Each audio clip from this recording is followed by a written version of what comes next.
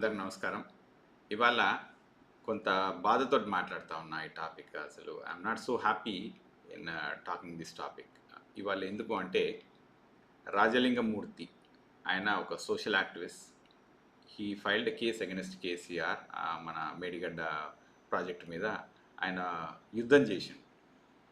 ఆ పోరాటంలో నిన్న హత్యకు గురి కాబడిండు ఆయన.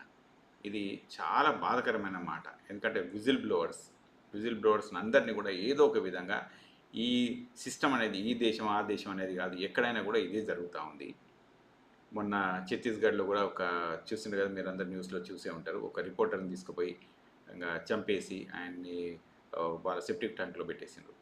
అట్లాగే ఇవాళ ఈ వ్యక్తిని ఒక నైట్ 7:30కి అందరి ముంగటనే చూడంగానే చంపేసిండ్రు. మరి ఇందులో నేను కాదంటే నేను కాదు, వీళ్ళు వాళ్ళు అని నిందలు మోపడానికే సరిపోతుంది తప్ప మరి న్యాయం అనేది ఎంత దూరం జరుగుతుందంటే, అసలు ఇవాళ బీఆర్ఎస్ ప్రభుత్వం ఇంతకంటే ముందు వాళ్ళు ఉన్నప్పుడు ఎట్లాంటి మారణహోమాలు చేసిండ్రు, మరి దానికి అసలు ప్రజలు ఏం ఆన్సర్లు ఇస్తూ ఉన్నారు, ప్రజలకు ఏమన్నా నాలెడ్జ్ ఉంటుందా దానిపైన, లేకుంటే మర్చిపోతున్నారా పొద్దుస్తమానం టాపిక్స్ వాళ్ళ బిజీ లైఫ్ స్కెడ్యూల్లో పడి అసలు వాళ్ళే మర్చిపోతున్నారా అనేది ఇవాళ నాకు ఒక క్వశ్చన్ అనమాట. అయితే ఇటు చూడండి ప్రజలారా, కొంత రాసుకొచ్చిన వీళ్ళు ఏం చేసిండ్రు ఇంతకంటే ముందు అనేది కొంత రాసుకొచ్చినాయి చూడండి. బీఆర్ఎస్ ప్రభుత్వం ఉన్నప్పుడు క్రితంసారి నేర్లలో దళితులపైన గొడవ. ఓకే, ఇదేంది శాండ్ మాఫియా వాళ్ళతోటి గొడవ. శాండ్ మాఫియా వాళ్ళతోటి దళితులకు కొంత కొట్లాటైతే ఇది తప్పు చేస్తుండ్రు శాండ్ మాఫియా వాళ్ళు అని దళితులు కొట్లాడినప్పుడు వీళ్ళను పోలీసులు ఇక విపరీతమైన లాఠీ దెబ్బలు కొట్టి అసలు ఎందుకు పనికి రాకుండా జీవితంలో చాలామంది ఇంకా వీల్ చైర్కి బాగుండే విధంగా, లేకుంటే వాళ్ళ లైఫ్లో కొంత పర్సనల్ లైఫ్ దెబ్బతినే విధంగా, ఇవన్నీ చేసే విధంగా కూడా బాగా దెబ్బలు తగిలినాయి వాళ్ళకు. మరి అది చేసింది బీఆర్ఎస్ ప్రభుత్వం ఉన్నప్పుడే. So what are they encouraging? తర్వాత ఇంకోటి చూడండి ప్రజలారా, ఈ బయోడైవర్సిటీ ఫ్లైఓవర్ పైన ఈ కల్వకుంట కృష్ణ మిలన్ రావు అని కేటీఆర్ వాళ్ళ బంధువు అనమాట. ఇది November 2019లో జరిగింది ఇది, రైట్. దీంట్లో ఆయన కారు 104 స్పీడ్లో పోతుంది పర్ అవర్. ఓకే, గంటకు 104 కిలోమీటర్ల స్పీడ్తో పోతుంది. మరి ఆ బయోడైవర్సిటీ మీద స్పీడ్ లిమిట్ ఎంత ఉందంటే 40 స్పీడ్ పోవాల్సిన ఏరియాలో 104 స్పీడ్ తోటి పోయి ఆయన ఫ్లైఓవర్ మీదకి వెళ్ళి దుంకిచ్చి కింద వ్యక్తిని చంపేస్తే ఈ కేసు ఎక్కడికి ముందర కాలేదు. ఇప్పటిదాకా కూడా ఈ కేసు ఎక్కడన్నది అక్కడనే ఉన్నది. ఇక అంతే సబ్సిడీ అయిపోయింది. ఇక్కడ ఈ దళితులకు ఏం న్యాయం జరగలేదు. ఇక్కడ ఈ చనిపోయిన ఆమె పేరు I think subject correction Savitri అనుకుంటాను ఆ లేడీ పేరు, సంథింగ్ లైక్ దాట్. మరి ఆమెకు కూడా ఏం న్యాయం జరగలేదు. ఇవాళ వారు కూడా వాళ్ళు కోర్టుల చుట్టూ తిరుగుతున్నారు.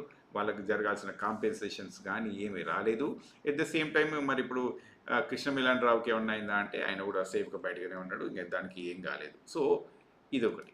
తర్వాత లాయర్ కపుల్, వీళ్ళు ఎవరు అంటే February 2021లో పెద్దపల్లి మంతిన్ రోడ్ దగ్గర గట్టు వామన్ రావు అండ్ హిజ్ వైఫ్ నాగమణి గారు, ఓకే, వీళ్ళిద్దరిని డే లైట్లో చంపేసిండ్రు.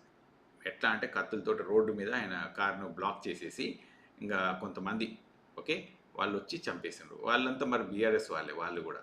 సో హత్య రాజకీయాలు, దుర్మార్గపు రాజకీయాలు కనుక చూస్తే ఇగో ఇట్లున్నాయి. తర్వాత ఇక్కడ అయిపోలేదు, మళ్ళీ చూడండి.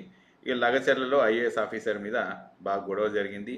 దీనికి పట్నం నరేందర్ రెడ్డి గారు, ఓకే, ఈయన క్రితం ఎమ్మెల్యే ఉంటుండే పట్నం నరేందర్ రెడ్డి గారు. మరి ఆయన ఎవరి మీద అటాక్ చేసిండంటే ఏకంగా ఐఏఎస్ ఆఫీసర్ ప్రతీక్ జైన్ పైన అటాక్ చేస్తే ఇక మొన్న కొద్ది రోజులు జైల్లో కూడా ఉన్నాడు. ఆయన జైల్లో ఉన్నాడు, మొన్న బయటకు వచ్చేసిండు. ఇప్పుడు ఇవాళ చూస్తే రాజలింగమూర్తి భూపాలపల్లి నిన్ననే చనిపోయిండు ఆయన.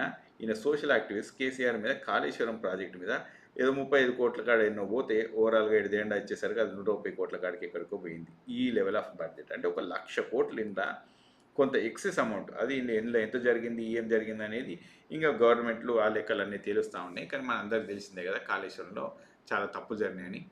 మరి దాన్ని ఈయన బయటికి పెట్టడానికి ఒక సోషల్ యాక్టివిస్ట్ లాగా ఆయన బయటికి మన అందరి కోసం చేసిండు. ఆయన ఇంటికి పోవు కదా డబ్బులు, కాళేశ్వరంలో జరిగిన అన్యాయ డబ్బులు వాళ్ళ ఇంటికి పోతలేవు కదా, అవి మన అందరి కోసమే కదా మరి ఆయన యుద్ధం చేసింది. మరి మన బాధ్యత ఏంది వాళ్ళ, మన బాధ్యత ఎంతో కొంత ఉండాలి కదా. అందుకనే ఈ వీడియో నేను చేస్తూ ఉన్నాను. ఈ వీడియోను నేను ముఖ్యమంత్రి గారికి కూడా పంపిస్తాను. నేను చేసిన తర్వాత ఆయనకు ట్విట్టర్లో ఆ లింక్ పెట్టి పంపిస్తాను. నేను దీన్ని డీజీపీకి, చీఫ్ సెక్రటరీకి, వాళ్ళందరూ కూడా పంపిస్తాను. మీ వంతు ప్రయత్నం మీరు చేయండి, ఏం వీలైతే అది చేయండి. ఎందుకంటే న్యాయం ఎంతో కొంత బతకకపోతే రేపు పొద్దున మనం బతకం. దీనికి హిట్లర్ ఒక స్టేట్మెంట్ ఒకటి ఉంటుంది. ఏముంటుంది అంటే ఒక హిట్లరు సోషలిస్టులను కొట్టినప్పుడు నువ్వు సోషలిస్టులు కాదని చెప్పి జరిగినారు. కొంతమంది ఫండమెంటలిస్టులను కొడదామన్నప్పుడు నేను ఫండమెంటలిస్ట్ని కాబట్టి నాకు ఏం పర్వాలేదు అనుకున్నారు. ఇంకా అట్లా నేను కాదు అనుకుంటూ వచ్చేసరికి చివరికి ఎట్ ద ఎండ్ ఏమైందంటే మనమే మిగులుతాం. అప్పుడు మనం మీద పడతా ఉంటారు. సో ఇది ఒక ఫేమస్ స్టేట్మెంట్ ఉంటుంది అనమాట. సో ఈ టాపిక్ను మనం ఇంకా కొంచెం ముందుకెళ్ళి చూద్దాము. సో ప్రజలారా, ఇది ఇంత అన్యాయం జరిగింది కదా. ఇగో ఇక్కడ చూడండి, ఇది నేరుల బాధితులు అనమాట వీళ్ళు. ఇగో ఈ మనిషి ఇంకా వీల్ చైర్ బౌండ్ అయి ఉన్నాడు. ఇక వీళ్ళందరూ బాగా దెబ్బలు తాగి ఎట్లా పడితే అట్లున్నారు. కొంతమంది అయితే ఇంకా they are like so bad. ఇక కొంతమంది బ్యాక్ ఏక్లతోటి ఎట్లా పడితే అట్లా ప్రాబ్లమ్స్ అయిపోయినాయి వీళ్ళందరికీ. పోలీసులు లాఠీ దెబ్బలు ఇక విపరీతంగా కొట్టిండ్రు. ఇక్కడ మరి ఎవరు ఎమ్మెల్యే అంటే ఇంతకంటే ముందు KTR was the MLA, right. So ఆయన ఇట్లా మరి ఇది ఆయనే కదా.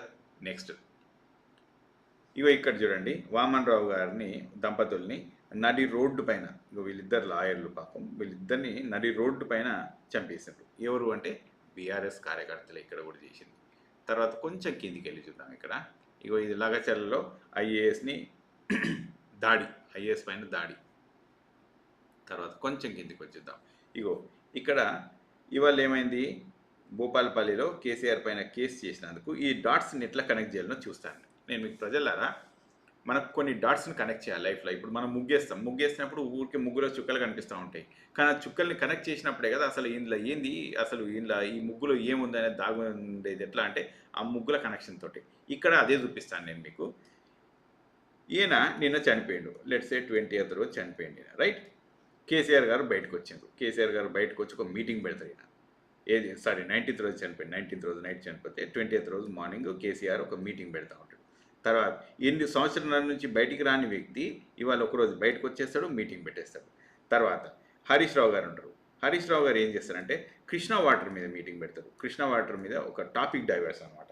ఈయనను చంద్రబాబు నాయుడు వస్తారు ఇక్కడ అని ఈయన డైవర్ట్ చేస్తూ ఉంటాడు కేసీఆర్ గారు. హరీష్ రావు ఏమో ఇంకా కృష్ణా వాటర్ మీద ఇంకో డైవర్షన్స్. ఇక మిగతా పార్టీలో వాళ్ళు ఏమేమి మాట్లాడినో అవన్నీ మాట్లాడుతూ ఉంటారు. అయితే ఇది ఒక్కసారి కిందికి పోయి చూద్దాం మనము. ఈయన రామలింగం మూర్తి ఇంకా దుండగులు రాత్రి 7:30కి వాళ్ళ చుట్టాల ఇంటి దగ్గర, వాళ్ళ బంధువుల ఇంటి దగ్గర ఒక చిన్న గెట్ టుగెదర్ ఉంటే ఆయన చేసుకొని ఎన్నికి వస్తూ ఉంటే బైక్ మీద వస్తూ ఉంటే అక్కడ తీసి చంపేసినట్టు. ఇక కేసీఆర్ గారు నిన్న బయటకు వచ్చినాక ఈ సింహం ఏం మాట్లాడిందో చూద్దాం. తెలంగాణలోకి మళ్ళీ చంద్రబాబు నాయుడు. ఈ టాపిక్ ఏంటంటే ఒక బోగస్ టాపిక్, ఒక సుత్తి టాపిక్. ఆయనకు అక్కడనే గోక్కోదానికి తీరదు, ఆయన అక్కడనే ఉంటాడు. ఇటు ఎన్డీఏలకు ఇటు వచ్చేసినట్టు. ఇక్కడ ఆల్రెడీ టీములు ఉన్నాయి. ఈయన ఇవన్నీ చెప్పాల్సిన అవసరం లేదు. కానీ టాపిక్ డైవర్షన్లో ఎక్కడ దాకానన్నా దిగజారుతాడు కేసీఆర్ అని చెప్పడానికి this is one of the thing. So బీఆర్ఎస్లో కూనీలు చూసారు కదా ఇప్పటిదాకా మీరు, ఎట్లాంటి కూనీలైనాయో. ఇప్పుడు ఇంకో కొత్త టాపిక్ తీసుకొచ్చి డైవర్ట్ చేసి దీనికి కూడా ఇదే టైప్ ఆఫ్ సిచ్యువేషన్ క్రియేట్ చేద్దామని చెప్పి ఈ లెక్క. చూడండి, ఇక్కడ అయిపోలేదు. నా రాష్ట్ర ఏర్పాటుకు అడ్డంకి ఇప్పుడు మళ్ళీ ఇది. తర్వాత మా మంత్రులు ఐఏఎస్లు ఈయన మాట వింటలేరండి. నీకు చెప్పిండ్రా వీళ్ళందరూ వచ్చేసి, ఈయన సంవత్సరం నుంచి ఇంట్లోకి వెళ్ళి బయటికి వెళ్ళలేదు. వీళ్ళు వచ్చి ఈయన మాట్లాడుతూ ఉంటాడు. ఐఏఎస్లు ఐపీఎస్లు రేవంత్ రెడ్డి మాట వింటలేరట అని. వినకపోతే ఏం చేయాలో రేవంత్ రెడ్డి తెలియదా? తెలుసు కదా. ఇక మరి నువ్వుకో కేసీఆర్ గారు.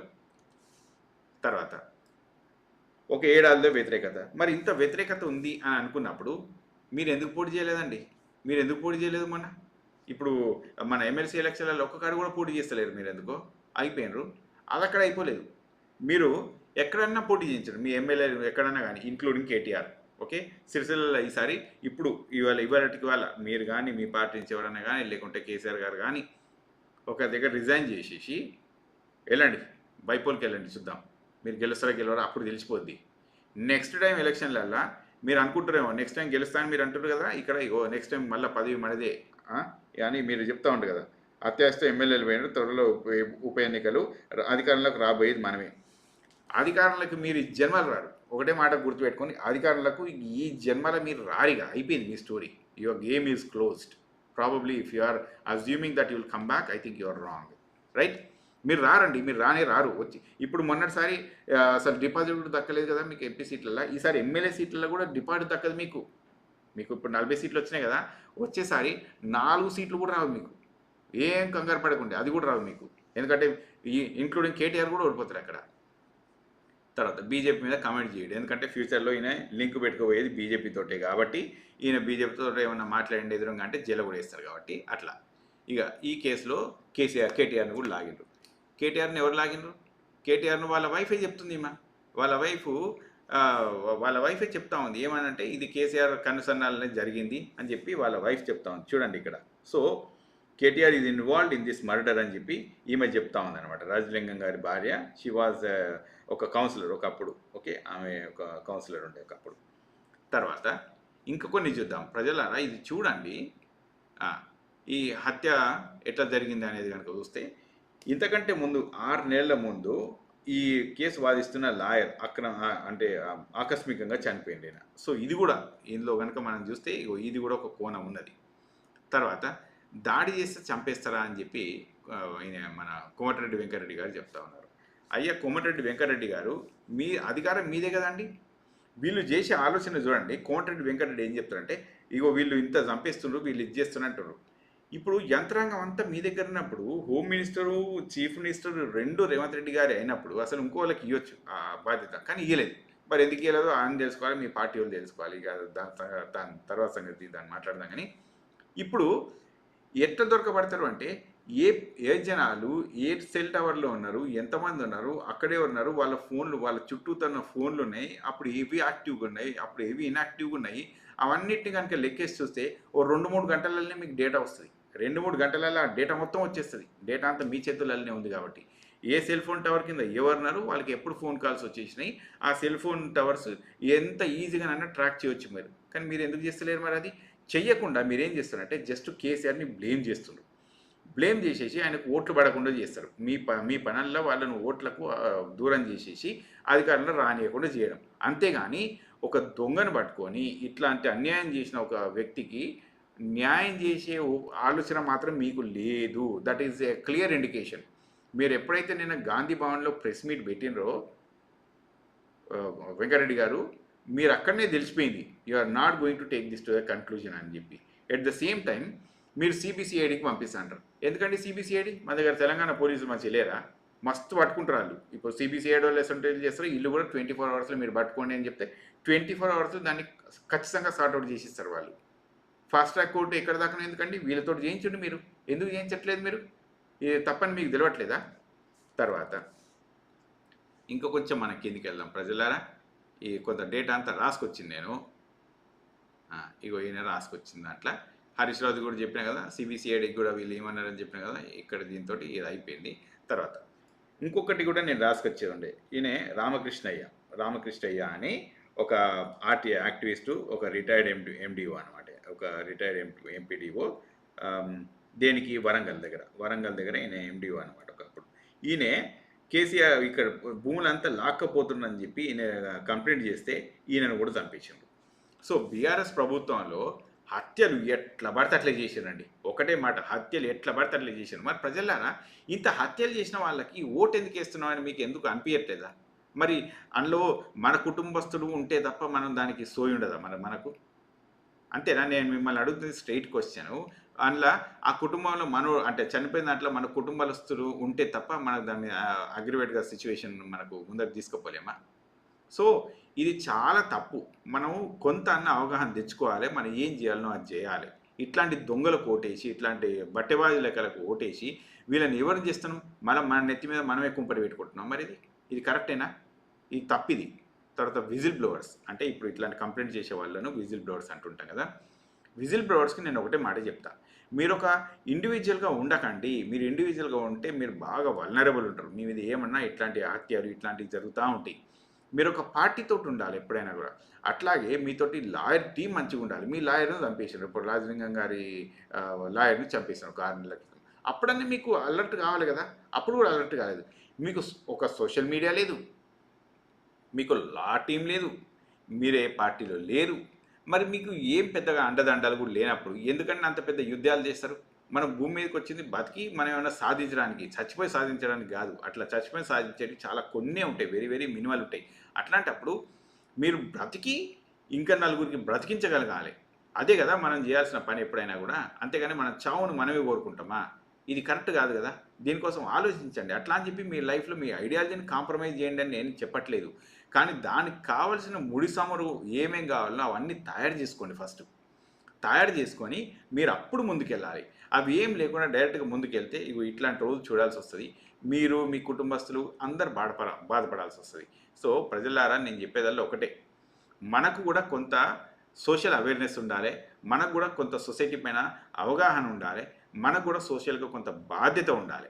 ఇట్లాంటివి జరుగుతున్నప్పుడు దీన్ని ఖండించాల్సిన అవసరం మన అందరి మీద ఉంది. ఒక ట్వీట్ చేయండి. ఒక ట్వీట్ చేయండి ముఖ్యమంత్రి గారికి. ఆ! మనకుంటది కదా ట్విట్టర్‌లో సీఎంఓ ఎట్ తెలంగాణ అని చెప్పి ఉంటది కదా! దానికి ఒకసారి ట్వీట్ చేయండి మీరు. అట్లాగే డీజీపీకి చేయండి. దాన్ని అట్నే ట్యాగు ఒక మనకు సీఎస్ గారికి చేయండి. చీఫ్ సెక్రటరీ గారికి. సో, అంటే మనందరికీ ఇవన్నీ తెలవగలిగితే ఏమైతదంటే ఒక ట్రెండింగ్‌లోకి వస్తే జనాల అవేర్‌నెస్ అయితా ఉంటే ఏమన్నా ముందుకెళ్తది. అంతే తప్ప ఇక మనం మనది కాదులే అన్న టైప్‌లో ఉంటే మనం ఎప్పటికి ముందడుగు పోలేము. ఇది నేను చాలా బాధపడతా ఉన్నాను. రాజలింగం గారి టాపిక్‌లో I felt very upset today. So, next వీడియోలో మళ్ళీ కలుస్తాను. Thank you very much.